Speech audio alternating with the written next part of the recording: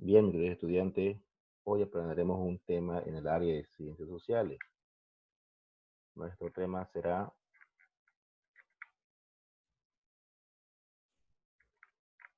la guerra federal en Bolivia. Como pueden ver, acá tenemos dos imágenes de los sucesos que pasaron en esa época de 1898 y 1899.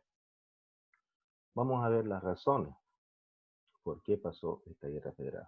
Aquí tenemos un mapa conceptual resumido de los hechos más importantes que a continuación detallaremos paso por paso. Vamos a comenzar con la introducción.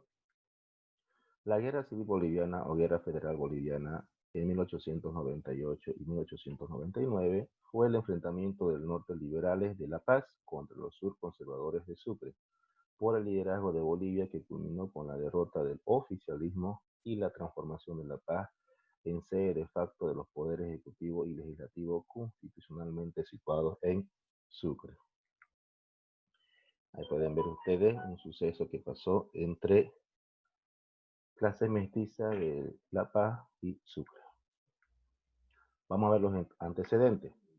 La derrota en la batalla del Alto de la Alianza, que fue el fin de la Guerra del Pacífico para Bolivia, dividió a la población boliviana entre dos guerrillas, ¿no? Y los pacifistas.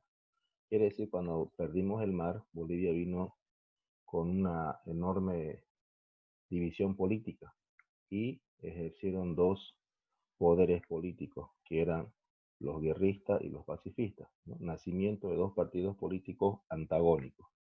Los guerristas, los liberales encabezados por Narciso Campero y Eliodoro Camacho, comandante y jefe de Estado Mayor, respectivamente, de las fuerzas Perú-Bolivia, derrotadas en el Alto de la Alianza de 1880, tenían a La Paz como su plaza fuerte tras el triunfo obtenido en las elecciones municipales de ese distrito. Y venían los otros, los pacifistas, que eran los conservadores, a la cabeza de Aniceto Arce y Mariano Batista. Entre otros personajes, tenían a Sucre como su asiento y habían ganado las últimas elecciones del siglo XIX. Gregorio Pacheco, 1884 a 1888, Aniceto Arce, 1888 a 1892, Mariano Batista, de 1892 a 1896, y Severo Fernández Alonso, de 1896 a 1898. Severo Alonso fue el último presidente conservador. ¿Qué ocasionaron estos dos grupos políticos? Rivalidad regional y social, ¿no? Entre La Paz y Sucre. ¿Ya? Ahí tenemos una imagen de Sucre. También ocasionó unas discrepancias regionales, ¿no? Hicieron crisis ante la falta de condiciones culturales, económicas, políticas o ideológicas necesarias para una cohesión nacional. Sucre solo tenía 20.907 habitantes frente a los 52.697 de La Paz. La Paz, ciudad de mayor crecimiento comercial, pero menos aristocrática que Sucre.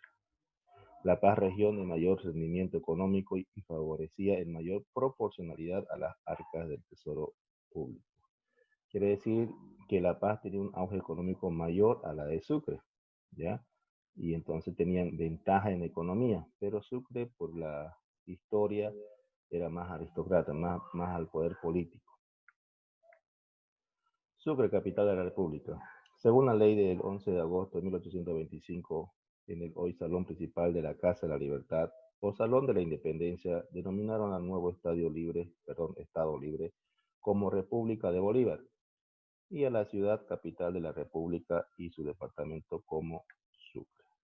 Mediante la ley del 1 de julio de 1826, el Congreso entregó al padre de la patria y fundador de Bolivia, Simón Bolívar, la facultad de designar el lugar donde se erigirían los edificios necesarios para el funcionamiento de los tres poderes del Estado. Tenemos una imagen antigua donde está ubicada la sede de gobierno de capital Sucre. Mientras se levanten los edificios necesarios para el gobierno y cuerpo legislativo, Chuquisaca se declara capital provisoria de la República, añadió la norma en aquel entonces, ¿no? Y hoy en día tenemos una foto actual de nuestra querida capital Sucre.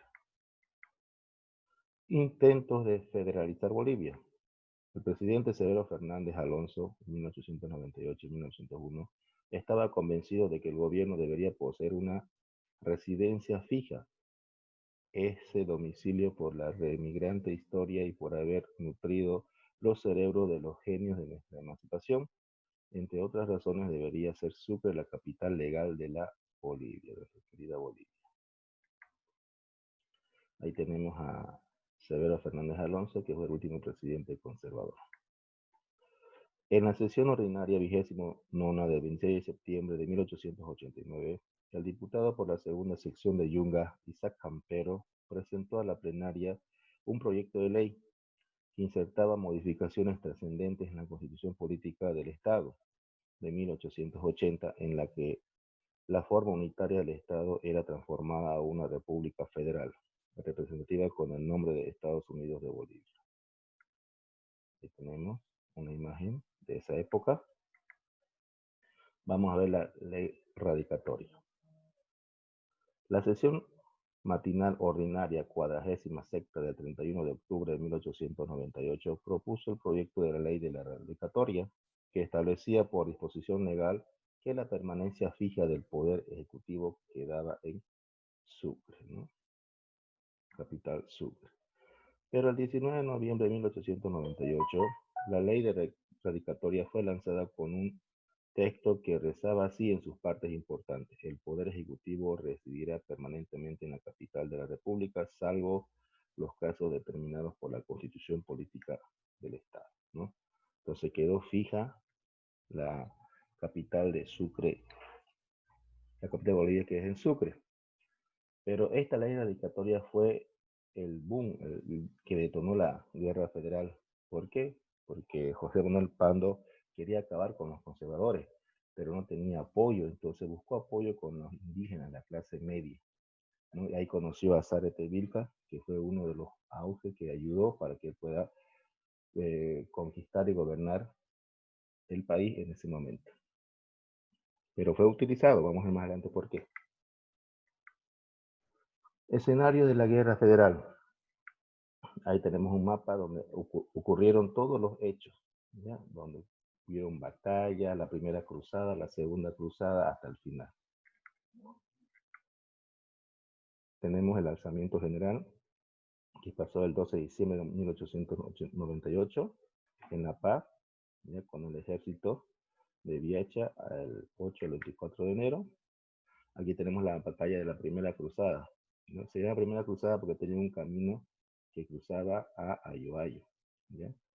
Y aquí ganaron. José Manuel Pando con Zárate Vilca ganó, ¿no? Hicieron retroceder a Severo Fernández Alonso, perdón, y todos los que escaparon a Ayoayo fueron atendidos por la iglesia. Pero ahí también pasó una masacre, porque Zárate Vilca dijo: no es posible que estén ocultos en nuestras propias tierras. Entonces fue a la iglesia y hubo una masacre brutal, sangrienta, ¿ya? También hubo otra masacre en Moza, ¿ya? Entonces ahí vamos a poder observar en esta provincia de Moza. Hubo otro Malcu que le dijo a Zárate Vilca: ¿por qué estás apoyando a este blanco? ¿No? Él no va a traicionar. Entonces eso provocó que Zárate Vilca se enojara contra su propia gente, con los propios indígenas, y hubo otra masacre de otros, ¿ya? Entonces, eso fue también antes de llegar a la segunda batalla de Crucero, que fue un 10 de abril de 1899, donde ahí concluyó la victoria de Zárate Vilca con José Manuel Pando. Y obligó a que se retire el último presidente conservador, ¿ya? Fernández Alonso, a Chile, el 11 de abril de 1899. ¿Ya? Este presidente Fernández inició una marcha al norte el 10 de diciembre de 1898, ¿ya? Y gracias a la ley derogatoria del Ejecutivo del 18 de noviembre fue lo que entabló su derrota, porque él fue el que dijo que haga la ley derogatoria, y eso enfureció a los indígenas de clase mestiza de La Paz. El Gran Cabildo. Hubo un Gran Cabildo en el año 2007, ¿no? Una multitud de gente que se concentró El Gran Cabildo del nombre que recibió una masiva reunión de ciudadanos de las ciudades de La Paz y el Alto de Bolivia, realizada el 22 de julio de 2007, donde aproximadamente 2 millones de habitantes de la ciudad de La Paz y el Alto refrendaron la permanencia de la sede de gobierno en esta ciudad bajo el lema "La sede no se mueve". El éxito de la medida fue tan grande que el tema de la capitalía fue retirado totalmente de la agenda política boliviana, manteniéndose la ciudad de La Paz como sede de gobierno de Bolivia, ¿no? Entonces, tenemos nuestra capital que es Sucre, pero la sede de gobierno está en La Paz, ¿ya? Bien, mis queridos estudiantes, muchas gracias por prestarnos su atención. Pueden ver el video una, dos, tres veces. Es muy bonita la historia, hay que comprenderlo, ¿ya? Cuídense, no salgan de su casa y bendiciones. Nos vemos la próxima.